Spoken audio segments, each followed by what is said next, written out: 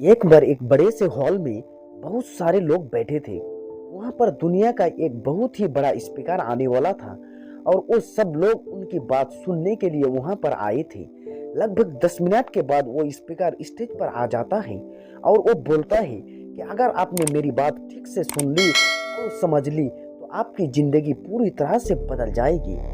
उसके बाद वो अपनी जेब से एक बिल्कुल नया चमकता हुआ 500 रुपए का नोट निकलता है और उसको ऊपर करके सबसे पूछता है कि ये नोट आप में से किसको चाहिए। ये सुनते ही सब लोग अपने अपने हाथ ऊपर कर देते हैं। वो स्पीकर बोलता है कि ये नोट मैं आप में से किसी एक को दूंगा, लेकिन इसके लिए आपको थोड़ा इंतजार करना होगा। अब वो स्पीकर उस नोट को अपनी मुट्ठी में बंद कर लेता है और थोड़ी देर तक उसको मसलता है। अब उस नए नोट में एक सल पड़ जाता है और वो थोड़ा पुराना सा दिखने लगता है और वो एक किनारे से फट भी जाता है। इसके बाद वो फिर उस नोट को ऊपर करके पूछता है, अब ये 500 का नोट किसको चाहिए। इस बार भी सभी लोग अपने हाथ ऊपर कर देते हैं। स्पीकर ने उस नोट को जमीन पर गिरा दिया और उस नोट पर 3-4 बार पैर रख दिया। इससे नोट और भी पुराना हो गया और उस पर थोड़ी मिट्टी भी लग गई थी।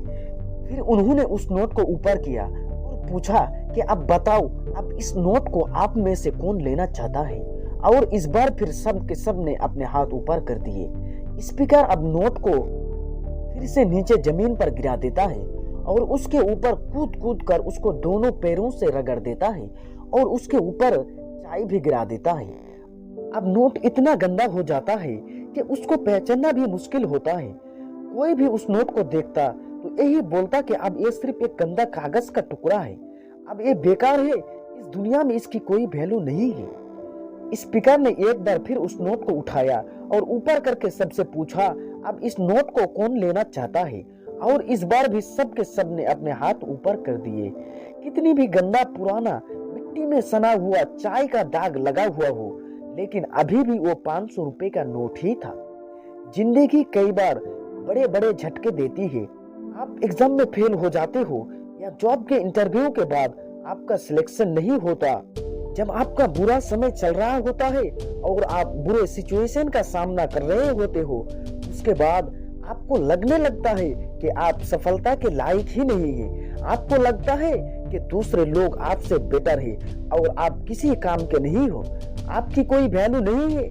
हमेशा याद रखो, इससे कोई फर्क नहीं पड़ता कि आपने कितनी बार बुरे सिचुएशन का सामना किया है, आप जिंदगी में कितनी बार फेल हुए हो, आपकी वैल्यू हमेशा वही रहेगी जो पहले थी। आपके पास कुछ खास है जो दूसरों के पास नहीं है और ये कोई भी आपसे छीन नहीं सकता।